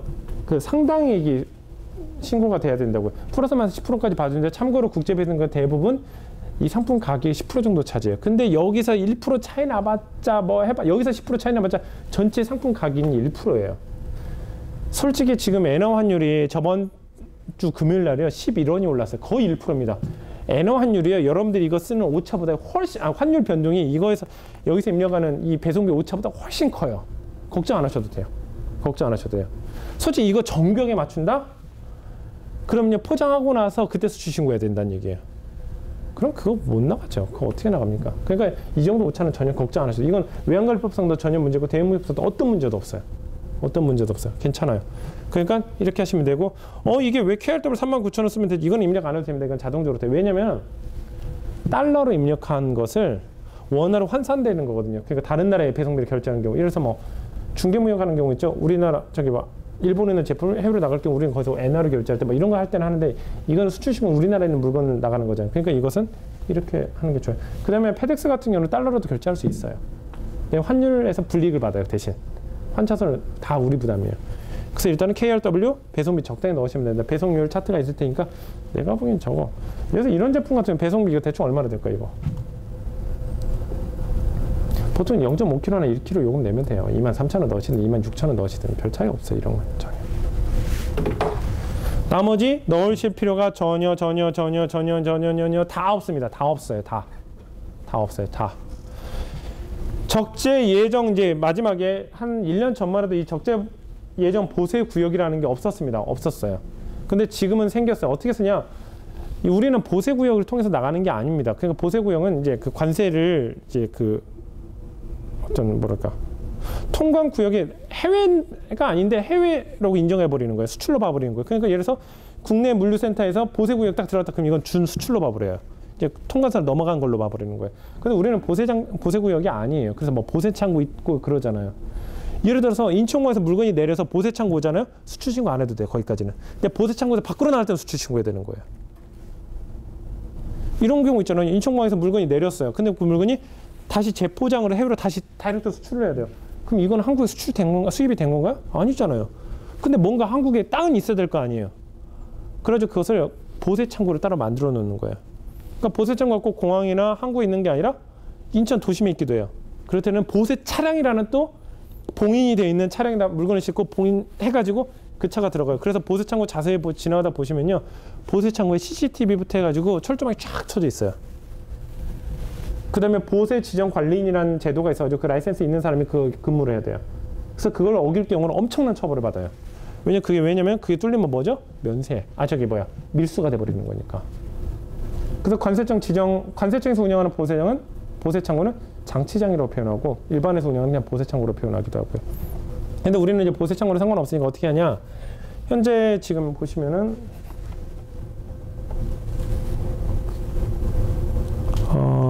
잠시만요. 이거는 조금 잘못됐는데요. 지금 여기 보시면은 406이라고 돼 있죠. 406.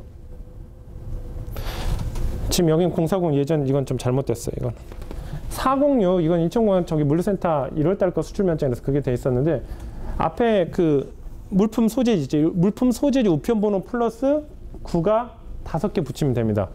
아까 지금 앞에 우편번호가 406이었었죠. 그러니까 406 9 5개 붙이면은 저 옆에 저기 파란색으로 그리셨답니다. 보세 구역 외 장치장. 뭐 장자는 지금 빠졌어요. 네, 저렇게 나와요. 그런데 이제 왜 이것을 또 이번에만 이렇게 설명해 드리냐면 처음에만 블록이면요 저것도 자동 완성돼요. 자동 완성돼. 그래서 이것도 여러분들 고려하실 필요도 없습니다. 이거 고려하실 필요도 없어요. 더 심할 경우에는 배송 물량 나가는 게 거의 1, 2kg대가 항상 정해져 있잖아요. 그러다 보니까 이것도 거의 손 안 댈 때도 되게 많아요. 이것도 손 안 댈 때도 많아요. 이것도 손 안 돼요. 심할 경우는 이 페이지에서는 무게가 똑같다 그냥 계산만 눌러요. 그냥 계산만 누르고 그냥 바로 전송.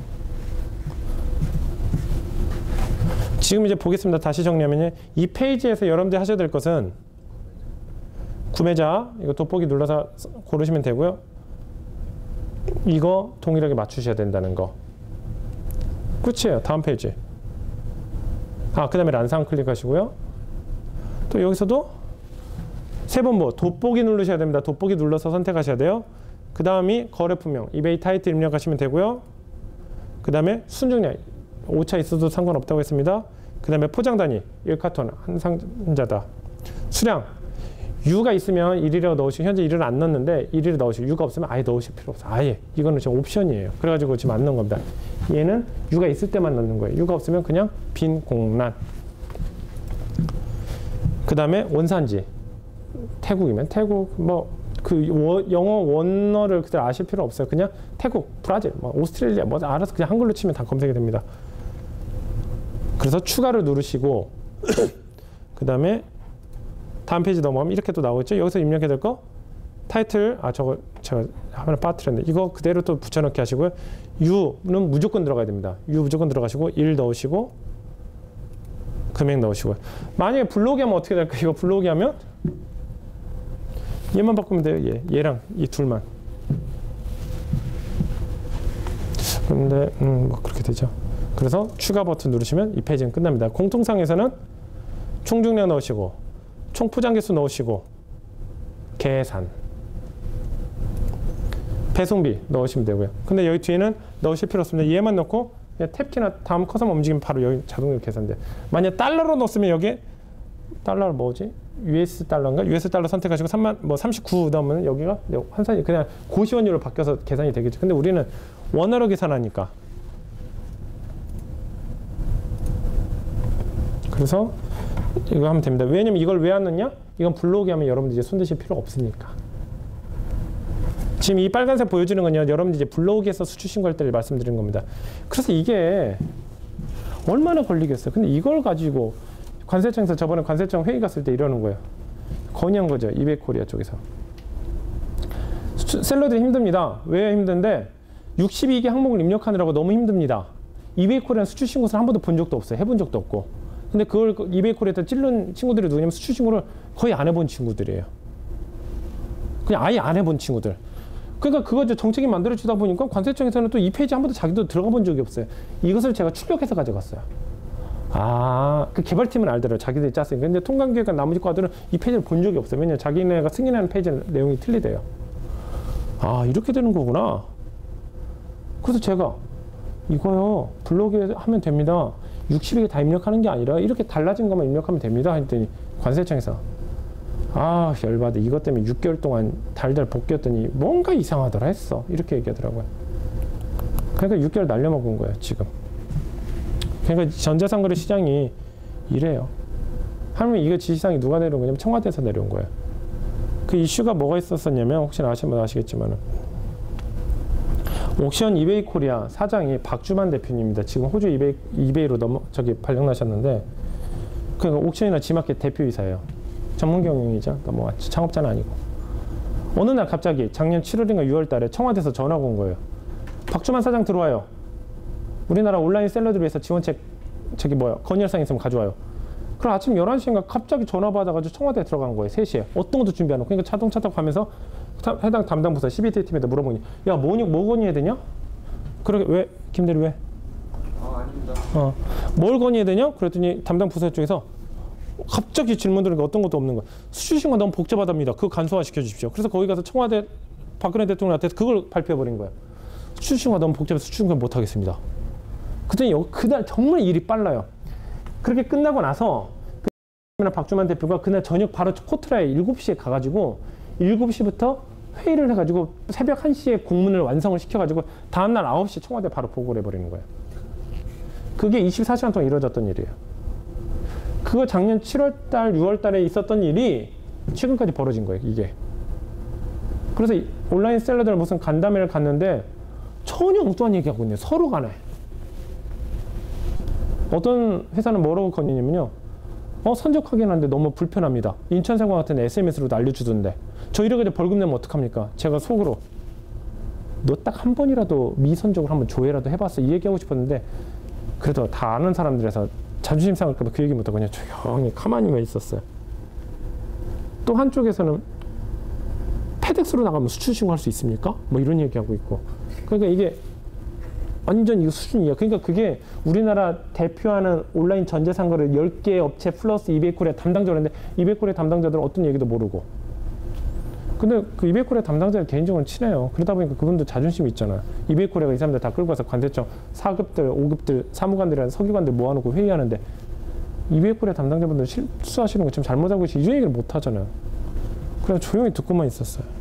그래서 이제 관세청이 이제 나중에 관세청에 전화가 오더라고요. 얘기 안 통하고 저희 테라노 코리아만 얘기가 통하니까 테라노 코리아만 좀 대표님 내려오세요. 그래서 제가 전날 새벽에 내려가가지고 아침 9시 미팅하고 12시에 미팅하고 올라온 거예요. 근데 솔직히 얘기하기 싫었어요. 왜냐면 이것도 다 우리 노하우인데. 그래가지고 이렇게 하여튼 이런 이 모양입니다. 현재 이쪽 산업이. 그러나 너무 속상하게 생각하지만 왜냐면 지금 이게 개척이 되고 개선이 되고 시스템화가 되잖아요. 그럼 여기에 최고의 우두머리 최고의 왕좌에 있는 사람들은요 지금 이것을 과정을 겪었던 사람들이에요. 그러니까 지금 이 과정이 좋은 거예요. 누가 한 번도 안 가본 길은요 실패도요 선구자가 되기 때문에 충분히 그 사람이 어느 정도 독보적인 우위를 가질 수 있는데 이미 간 사람이 간 길에 또 가잖아요. 그건요 계속 그냥 낭비야. 돈 낭비. 그럼 봐가지고 이건 누가 해본 적이 있는 것 같다? 그러면 그 사람이 했던 대로 따라가야 되는 거예요. 절대 개척하면 안 돼요. 이미 지름길이 있는데 뭐하러 그걸 개척을 합니까? 근데 어느 누구도 개척한 적이 없다?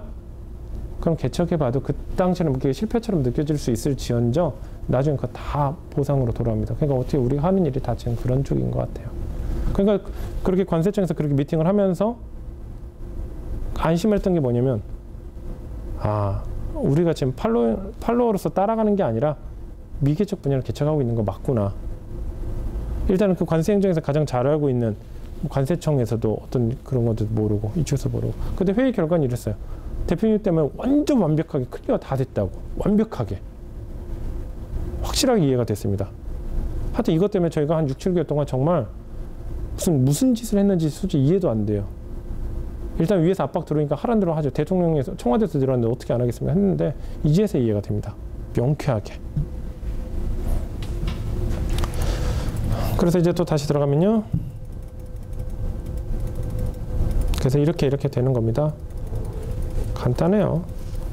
당연히 이제 여러분들이 처음 수출 신고를 하게 되면요. 이거부터 설명하죠. 그래서 이건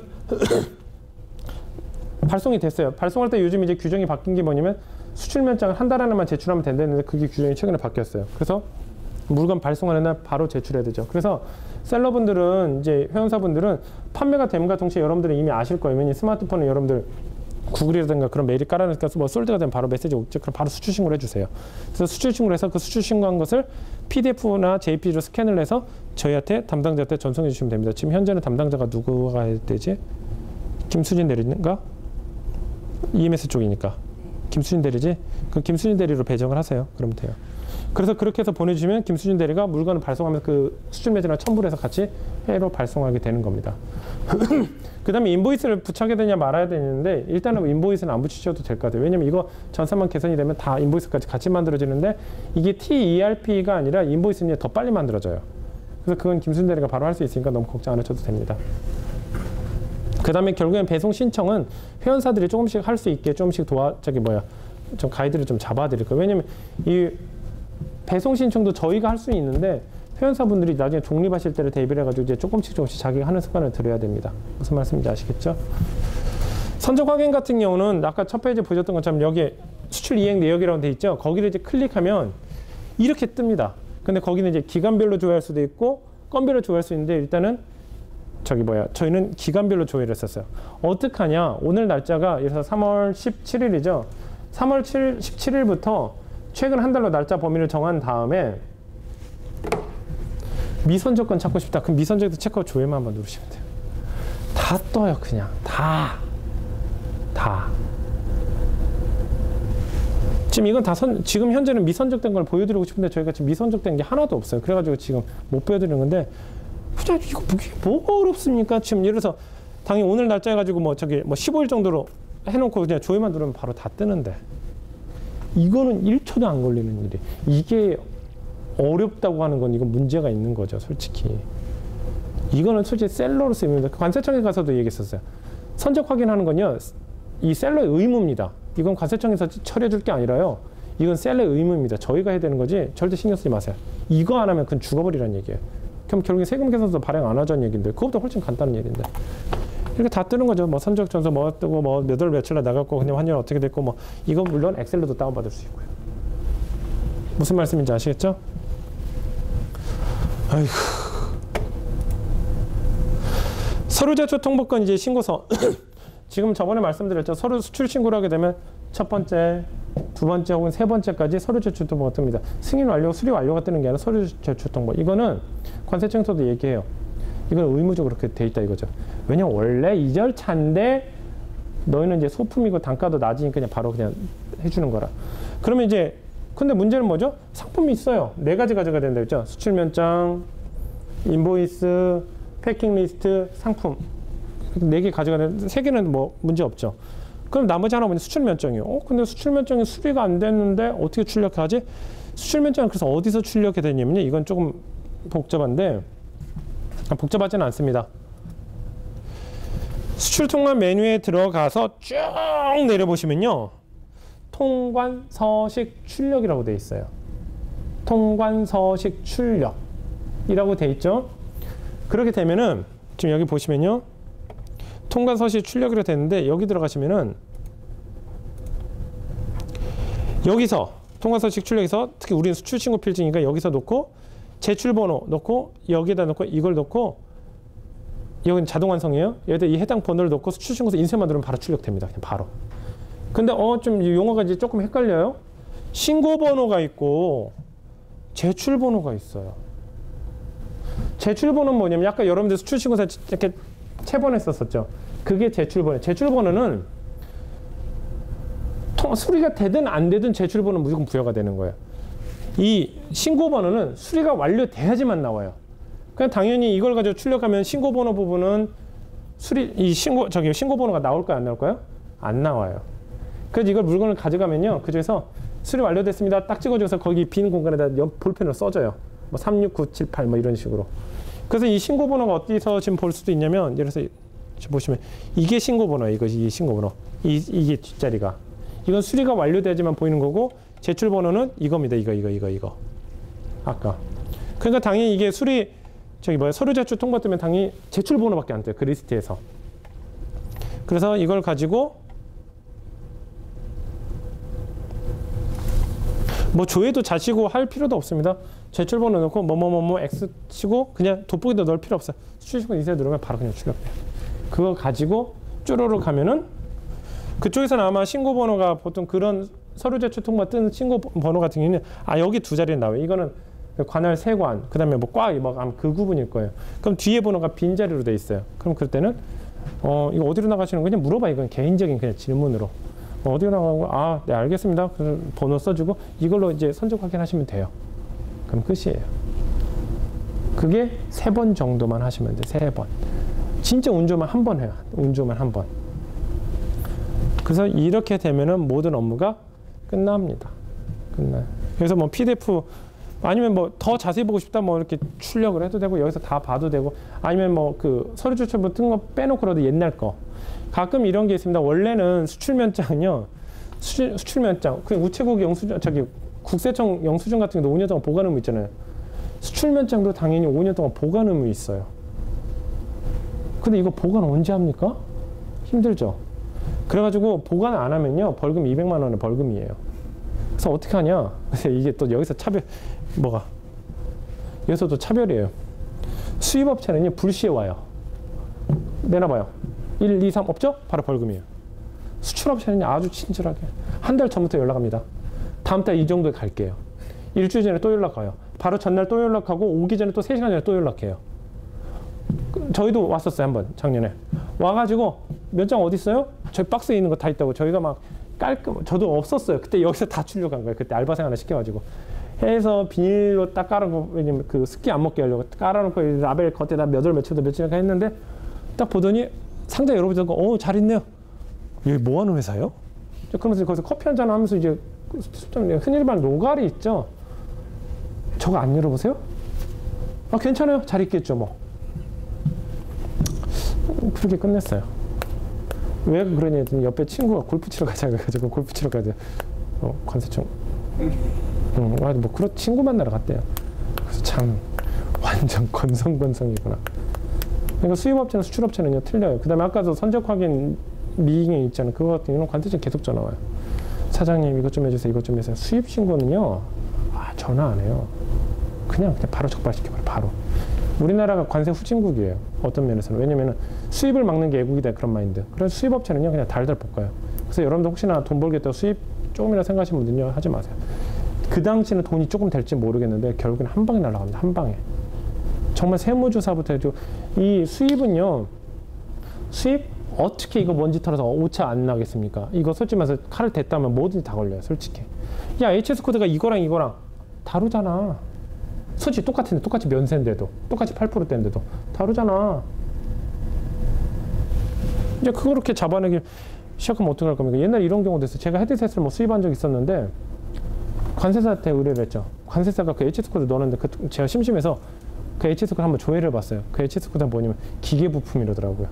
관세사도 그렇게 관세사 안 했겠죠. 보나면 그 직원이 했겠죠. 워낙 소품이니까 안 걸리니까. 그러니까 그런 식으로 돼요. 그래서 수입업체 같은 경우는 그냥 달달 볶습니다. 수입업체 거 적발이 되죠. 그것만 적발되면 바로 외환갈표 같이 들어가죠. 외환갈표 들어오는 순간 국세청 세무조사까지 같이 들어가요. 아주 걔네들끼리 세 개가 아주 삼박자가 아주 깔끔하게 잘 맞아. 그래서 폐업하는 그렇게 하면요 벌금 못 내요. 절대 못 내요. 국세청이야 회사가 어렵다. 아니 이 세무사가 적당히 로비해가지고 이 담당 조사관이나 뭐 어떻게 좀 하고 좀 봐주십시오. 저희가 정말 열심히 살겠습니다. 이러면 또 인간적인 것도 근데 이거 뭐 봐주고 자식할 게 없어요. 면장이 그대로 있는데 뭐. 그 다음에 통장 입금 내역 그대로 있고. 오차 생긴 거 뭐 어떻게 할 수가 없어요, 이건. 인쇄물 정확히 있는데. 국세청처럼 뭐 영수증 못 모았으면 이건 다 솔직히 못 모을 경우가 되게 많잖아요. 그러니까 이런 게 막 유들있게 되는 이건 안 돼요. 이건 절대로 안 돼요. 그렇지만 이거 한번 딱 몸에 배워놓으면은 그래서 예전에는 이번에 TERP를 하면서도 이걸 왜 만들었냐면 이거 연동되는 이 수출신고 시스템 만드는데 돈 많이 들어갔어요. 엄청 많이 들어. 최소 이거 하는데 얼마나 들어갈까? 이 파트만 한다 한 돈 1,000만 원 이상 들어가요. 근데 왜 그러냐면 보세요. 이걸 가지고 500명이다. 500명 교육해야 돼요. 그중에 당연히 누락되는 사람이 있어요. 없어요? 아까처럼 그런 경우처럼. 누락되는 경우 있죠. 그런 거를 일일이 그렇게 교육하고 관세 시스템 점점 개선이 돼요. 점점 복잡해지게. 왜냐면 얘네 더 디테일한 정보를 수집하고 통계화시키기 위해서라는 그런 얘기를 하지만 실무 이용자는 죽으란 얘기예요. 관세청 이런 수출신고 시스템이야 한 20년 전에는 더 단순했어요. 점점 복잡해지잖아요. 다양한 변수가 발생하니까. 근데 이렇게 되는데 이것을 이렇게 교육을 해야지만 되는 구조라면 안 되겠다 해가지고 뭐뭐 하시면 안 됩니다. 이렇게 교육하는 것보다요. 그냥 안정기 시스템 막아버리면 돼요. 아니면 예를 들어서 수신할 때 수신면장 업로드할 때 업로드 안 돼 단페이지 넘어갈 때 경고장 뜨는 거죠. 지금 이거 저기 업로드 안 하시면은 수신을 할 수 없습니다. 이거에 동의하십니까? 예. 이것만 프로그램으로만 만들어 놓으면요. 서로 학습 효과도 되고 서로가 되는 거예요. 그래서 이 비즈니스를 하는 사람들이 많은 생각을 하고 많은 교육을 받아야지만 하는 게 아니라 그냥 뇌를 하나도 안 써도 그냥 머리 비워놓고 해도 되겠다. 하물며 사장이 외근 나가고 알바생을 시켜도 알바생이 혼자서 할 수 있을 정도까지 만드는 게 우리 회원사들이 돈 버는 지름길이에요. 그래가지고 지금 여러분들 어떤 면에서는 뭐 매출이 안 나온다 뭐 그거 하는데 매출 그런 플랫폼은 다 돼 있을 뿐더러 여러분들이 독립해서도 정말 어떤 고민도 안 생기게 정말 테라노브크한테 의지하게 만들지 않는 게 저희 계획이에요. 그래가지고 지금 저희 상당수 이런 개발팀한테 계속 투입을 하고 있는 이유가 이거예요. 그 다음에 그 시스템 운영하는 사람의 학력 수준은 알바는 뭐죠? 그날 바로 투입해도 일할 수 있을 정도까지 되는. 그냥 교육이 꼭 필요 조건은 아니에요. 절대 필요 조건은 아닙니다. 그래서 지금 그런 것을 계속 같이 구축을 해 나가고 있는 거예요. 여기까지 뭐 질문 있으신 분이요? 없죠? 오늘 몇 시간이 걸렸죠? 2시간이요? 여기까지 하겠습니다. 수고하셨습니다.